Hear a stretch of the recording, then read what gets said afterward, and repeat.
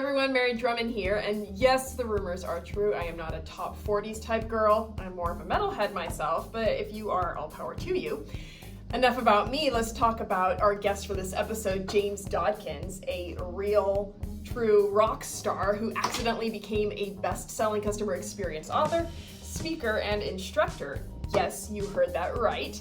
A real-life rock star is showing us the ways of customer experience, and he provides 5 core elements you should be looking for in order to have rockstar CX.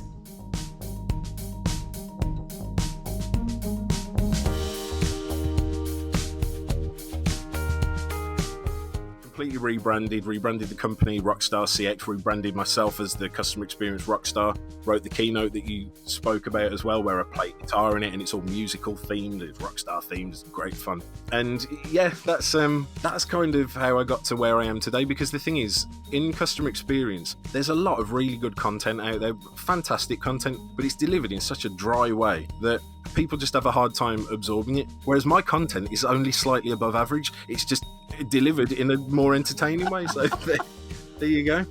Well, I think I've heard you say before that you try to make your keynote what would maybe be like an introduction to CX. You're not trying to create or provide the solutions that are going to, change the planet or anything. It's more an education and a basic evangelization maybe of customer experience. Is that it? Did I get it right? Yeah, the thing is, people refer to me as a thought leader quite a lot, and that's really nice and everything, and it's quite humbling to be referred to as that. But a lot of what I do is just thought reminding. Okay. Just reminding people of things that they've forgotten along the way.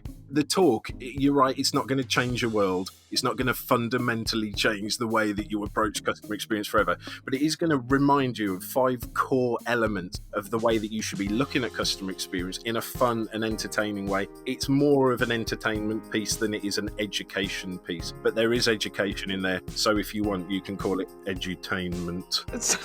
So let's get into those 5 core elements. Oh, you got to make me remember them. So, no, I know them. Number 1 is nail the intro. Mm-hmm. Okay, so I don't want to spoil too much, because if people come and watch the thing, or else nobody's going to pay you to go up there and give a keynote, right? I don't know, because you're just hearing the talking now. You're not seeing the guitar playing and other stuff. Feeling the effect, right? Yeah, exactly. So yeah, nail the intro. So about first impressions, understanding that our first impressions don't happen where and when we think they do most of the time. You got to think, people think, well, our first impressions are in our call center or from our marketing. No. Our first impressions nowadays with our customers tend to happen from an angry tweet that someone sent, or a review, or a blog, or a vlog. First impressions don't happen with the first interaction with your company. They happen a long time before that. Right. So you need to understand where and when they happen. Once you understand that, try and engineer your first impressions to have impact, purpose, and direction. And I like to think about it like the best intros to the best rock songs in the world. They have impact, purpose, and direction.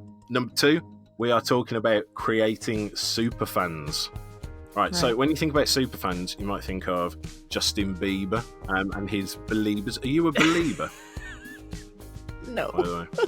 No? Why not? Don't put me on the spot. Canadians are going to hurl tomatoes at me next time they see me. Well, I mean, is right, question for you. Other than Celine Dion,